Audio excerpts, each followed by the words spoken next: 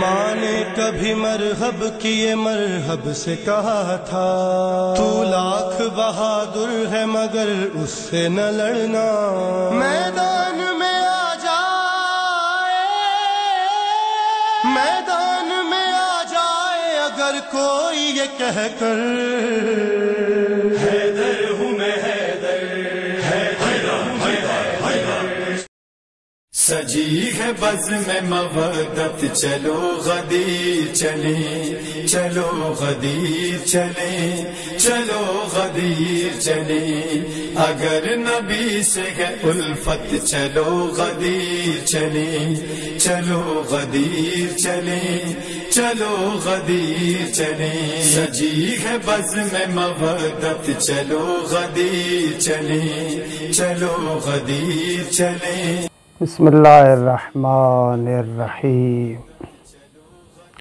وبہ نستعین انہ خیر ناصر ومعین وصلی اللہ علی محمد واہل بیتہ الطیبین الطاہرین۔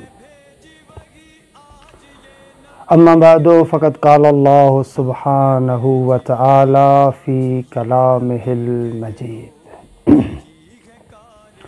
بسم اللہ الرحمن الرحیم، یا ایہا الرسول بلغ ما انزل الیک من ربک وَإِن لَّمْ تَفْعَلْ فَمَا بَلَّغْتَ رِسَالَتَهُ وَاللَّهُ يَعْصِمُكَ مِنَ النَّاسِ۔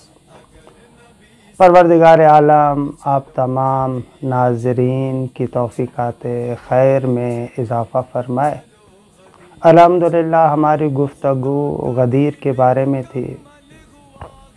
عرض ہوا کہ پیغمبر اکرم کی زندگی کے آخری ایام میں یعنی ہجرت کے 10ویں سال خداوند قدوس کی جانب سے حکم ہوتا ہے کہ مصطفیٰ آپ نے تمام ذمہ داریوں کو انجام دے دیا۔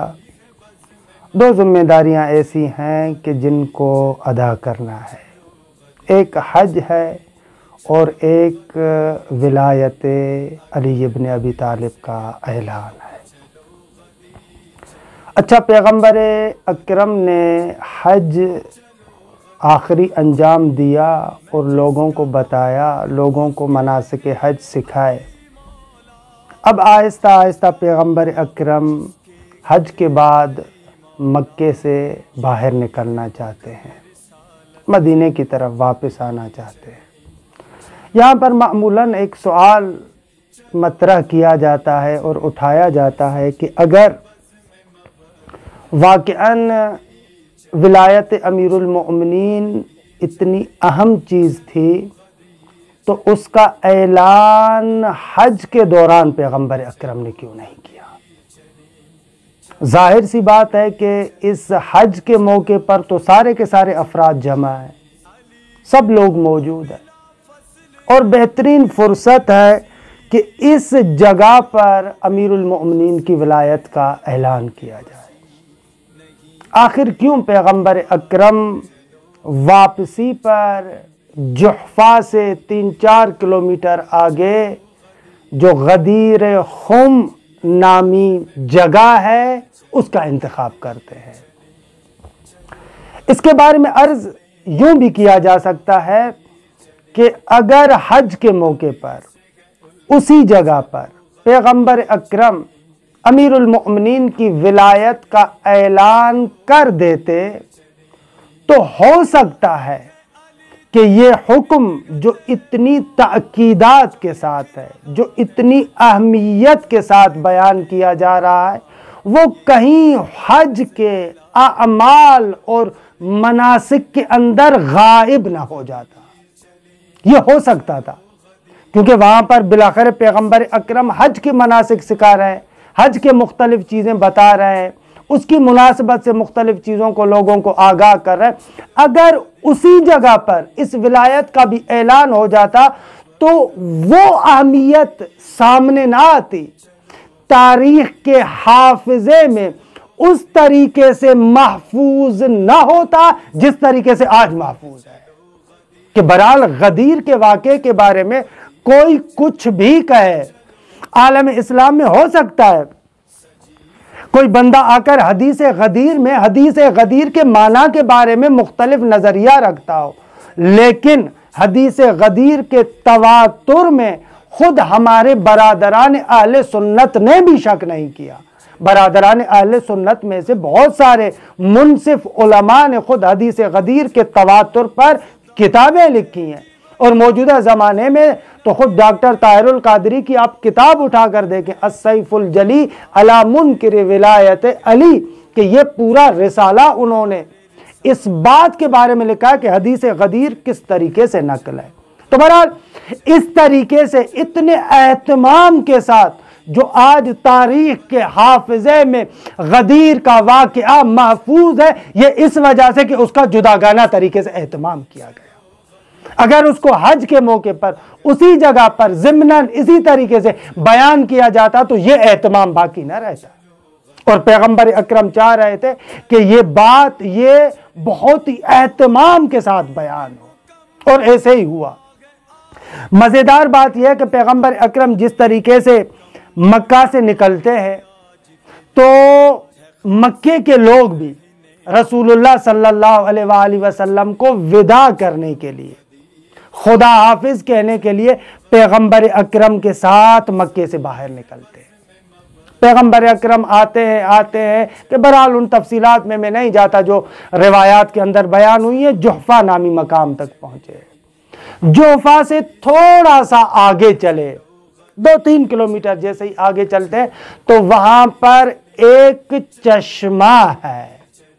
غدیر خم، غدیر اس جگہ کو کہتے ہیں جہاں پر پانی جمع ہوتا ہے. اور خم کا اگر میں آپ کو اس لفظ خم کا ترجمہ بتانا چاہوں، عرب کس جگہ پر لفظ خم کو استعمال کرتے ہیں. اگر مثلا آپ کے گھر میں کوئی بندہ آئے اور آپ کے گھر کی بہت ہی خوبصورت طریقے سے صفائی ہو، بہترین طریقے سے صاف ہو، کوئی تنکا ادھر سے ادھر نہ ہو، بالکل صاف و شفاف ہو آپ کا گھر، تو ایسے مقام پر عرب لفظ خم استعمال کرتا ہے. تو غدیر خم بھی اس وجہ سے کہ وہ جو پانی کی جگہ تھی، وہ جو پانی کا تالاب بنا ہوا تھا، اس کا پانی اتنا صاف و شفاف اور زلال تھا کہ اس کو دیکھ کر عرب لوگ کہتے تھے غدیر خم. یعنی ایک ایسا تالاب ہے کہ اس کا پانی اتنا صاف و شفاف ہے، اتنا زلال ہے کہ واقعاً یہ غدیر خم ہے.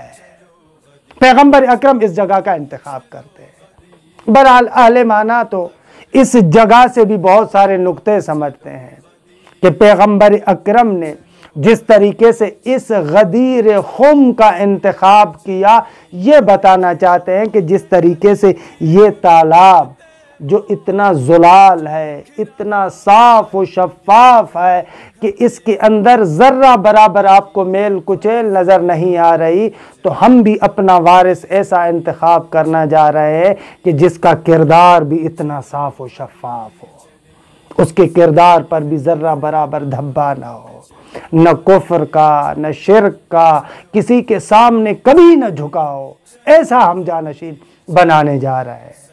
بہرحال غدیر خم نامی جگہ پر پیغمبر اکرم تمام لوگوں کو جمع کرتے ہیں. اور یہ جگہ بھی ایسی ہے کہ اس مقام کے بارے میں جو تاریخ نگاروں نے لکھا ہے کہ وہ بالکل اس طریقے سے سیدھا میدان نہیں ہے، بلکہ ایک وادی کی طرح ہے، جیسے پہاڑ ہوتے ہیں ان کی وادی کی طرح ہے. اور وادی بھی اس طریقے سے بنی ہوئی ہے کہ ایسے اوپر سے نیچے ہے، یعنی اس طریقے سے اوپر سے نیچے ہے. ایسے مقام کا رسول اللہ نے انتخاب کیا. یعنی بالکل وہ غدیر خم کا مقام ایسا نہیں ہے کہ میدان بالکل سیدھا ہو، نہ، اس طریقے سے اوپر سے نیچے. اچھا، جیسے ہی اوپر سے نیچے کا مقام ہے، اتنا صاف و شفاف اور زلال چشمہ بھی سائیڈ میں ہے، تو اس کے سائیڈوں میں چھوٹے چھوٹے سے درخت بھی ہے، البتہ درختوں کے بارے میں مغیلان کا لفظ آیا ہے روایات میں، یعنی ایسے درخت تھے کہ ان میں بہت زیادہ خار اور بہت زیادہ کانٹے تھے۔ تو یہاں پر تاریخوں نے لکھا ہے کہ رسول اللہ صلی اللہ علیہ وآلہ وسلم نے حضرت عمار کو، حضرت سلمان کو، حضرت ابو ذر کو، ایسے اصحاب کو کہا کہ آپ اس جگہ کو صاف کریں، کانٹوں کو صاف کریں۔ اس جگہ پر کانٹوں کو صاف کیا جاتا ہے، اور پھر ایسے میں رسول اللہ حکم دیتے ہیں کہ جائیں اور پہاڑ کے مختلف جگہوں سے آپ کچھ پتھر لے کر آئیں۔ وہ سارے جاتے ہیں اور مختلف پتھر لے کر آتے ہیں۔ وہاں پر ان پتھروں سے ایک منبر بنتا ہے، لیکن اس کے باوجود بھی ابھی منبر اس طریقے سے آمادہ نہیں ہوتا۔ پیغمبر اسلام لوگوں کو کہتے ہیں کہ اپنے اونٹوں کے پلان بھی لے کر آئے۔ وہ اونٹوں کے پلان بھی لائے جاتے اور ان سے ایک بہت بڑا منبر بنایا جاتا ہے۔ منبر اس طریقے سے، ایک تو جگہ کا انتخاب ایسا تھا کہ بالکل سیدھا مقام نہیں ہے، کیونکہ اگر سیدھے مقام پر ایسا منبر بنایا جاتا، اتنی لوگوں کی بھیڑ جو لاکھ سے زیادہ افراد ہے، ایسے لوگوں کے اندر اگر بالکل سیدھا میدان ہو اور وہاں پر چھوٹا سا منبر بنایا جائے تو ہو سکتا ہے کہ کوئی بندہ ایسا ہو جو اس منبر کو نہ دیکھ پاتا ہو، جو اس منبر کے خطیب کی باتوں کو نہ سن پاتا ہو۔ ایسے مقام پر رسول اللہ نے یہ تدبیر فرمائی کہ نہ جگہ بھی ایسی ہو کہ جو بالکل بلندی پر ہے، اگر ہم وہاں پر کھڑے ہو جائیں تو اس پورے میدان کے اندر کوئی بھی ایک بندہ ایسا نہ ہو جو بعد میں یہ کہہ سکے کہ ہم نے منبر کو نہیں دیکھا تھا، منبر کے خطیب کو نہیں دیکھا تھا، خطیب نے کیا کہا ہم نے وہ نہیں سنا تھا۔ نہ، اس طریقے سے منبر کا اہتمام کیا، پتھروں سے بلند کیا، اس کے اوپر پلان رکھے، ان پلانوں کے اوپر رسول اللہ آتے ہیں، اور وہ تاریخی خطبہ کہ جس خطبے کے بارے میں واقعاً اگر انسان تفصیل کے ساتھ گفتگو کرے تو ہر چیز کو اس خطبے کے اندر پیغمبر اسلام بیان کر رہے ہیں، ان تمام چیزوں کو کہ انشاءاللہ بعد والے مراحل میں ہم اس خطبے کا تھوڑا سا تعارف کرائیں گے اور خطبے کی بعض باتوں کی طرف اشارہ کریں گے۔ یہاں پر میں فقط اس نقطے کو بیان کرنا چاہوں گا اور اپنی بات کو ختم کروں۔ دیکھیں پیغمبر اکرم نے بھی جو اہتمام کیا جگہ کا انتخاب، اس جگہ کے انتخاب کے بعد اہتمام کہ روایات نے لکھا وہ خطبہ 3 گھنٹوں تک پیغمبر کا خطبہ چلتا رہا، اتنے اہتمام کے ساتھ منبر بنایا، اتنے اہتمام کے ساتھ لوگوں کو کہا کہ دیکھو جو بھی یہاں پر بات ہو رہی ہے اس کو غور سے سنو، جو سن رہا ہے وہ سن رہا ہے، جو نہیں سن رہا اسے چاہیے کہ اس سے پوچھے جس نے سنا ہے، اور جس نے سنا ہے اس کو چاہیے کہ اس سے بتائے کہ جس نے نہیں سنا، جو موجود ہے وہ غائب کو بتائے۔ نہ فقط یہ کہ جو موجود ہے وہ غائب کو بتائے، جو موجودین ہیں ان کو بتائیں۔ ان کو کہا کہ تم لوگوں کو وصیت کی جاتی ہے کہ اپنے بعد میں آنے والی نسلوں تک یہ پیغام پہنچانا ہے۔ خوب اتنا اہتمام۔ میں یہاں پر ایک طالب علم کے عنوان سے ایک چھوٹا سا سوال کروں گا، آیا واقعاً پیغمبر نے جو اتنا اہتمام کیا ہے اس خطبے کے بارے میں اور اس بات کے بارے میں، یہ اتنا اہتمام فقط یہ بتانے کے لیے تھا کہ میں علی سے محبت کرتا ہوں؟ آیا واقعاً کوئی بندہ اس کو تصور کر سکتا ہے؟ فقط یہ بتانے کے لیے تھا کہ میں علی سے محبت کرتا ہوں، فقط یہ بتانے کے لیے تھا کہ علی میرا بھائی ہے، فقط یہ بتانے کے لیے تھا کہ کوئی بھی بندہ علی سے ناراض نہ ہو۔ اتنا اہتمام، حاجی بیچارے اتنے آئے ہوئے ہیں، اتنے لوگوں کو جمع کیا ہے، اتنا مفصل خطبہ پیغمبر اکرم نے عنایت فرمایا ہے، اور اس خطبے کے بعد خداوند متعال نے، جیسے کہ میں نے پہلے بھی آیہ کریمہ پڑھی کہ خدا نے اتنی سندیں دی، الیوم یئس الذین کفروا من دینکم فلا تخشوہم واخشونی الیوم اکملت لکم دینکم واتممت علیکم نعمتی ورضیت لکم الاسلام دینا۔ اتنی سندیں جو خدا دے رہا ہے فقط اس بات کی وجہ سے۔ کیا یہ اعلان پہلے نہیں کیا تھا؟ مکے کے اندر رسول اللہ نے جب مواخات لوگوں کو مکے کے اندر جب لوگوں کو اپنا بھائی بنایا، وہاں پر علی کو اپنے بھائی کے طور پر اعلان کیا۔ مدینے کے اندر جب انصار و مہاجرین کو آپس میں ایک دوسرے کے بھائی بنایا اور مواخات کا اعلان کیا، وہاں پر بھی رسول اللہ صلی اللہ علیہ وآلہ وسلم نے علی کو اپنے بھائی کے طور پر متعارف کروایا تھا، مگر یہ بات ڈھکی چھپی ہوئی ہے، لوگوں کو پتہ نہیں تھا کہ رسول اللہ علی سے کتنی محبت کرتے ہیں۔ جگہ جگہ پر علی کے فضائل کو بیان کیا، جگہ جگہ پر علی کی منزلت کو بیان کیا۔ ان تمام باتوں کے باوجود کوئی بندہ کہہ سکتا ہے کہ یہاں پر سب کو روکا گیا تھا فقط یہ بتانے کے لیے کہ علی سے رسول اللہ محبت کرتے ہیں، یا نہ، اعلان کچھ اور تھا، بات کچھ اور تھی۔ کہ بہرحال خطبہ غدیر یہ جو مفصل ہے اس کے بعد جملات کی طرف انشاءاللہ ہم آئندہ گفتگو کے اندر شاید اشارہ کریں۔ آخر میں فقط یہی کریں گے کہ تعصب سے ہٹتے ہوئے، بغیر کسی تعصب کے، کسی کا دل دکھائے بغیر واقعاً اس واقعہ غدیر پر توجہ کرنی چاہیے۔ وصلی اللہ علی محمد و اہل بیتہ الطیبین الطاہرین۔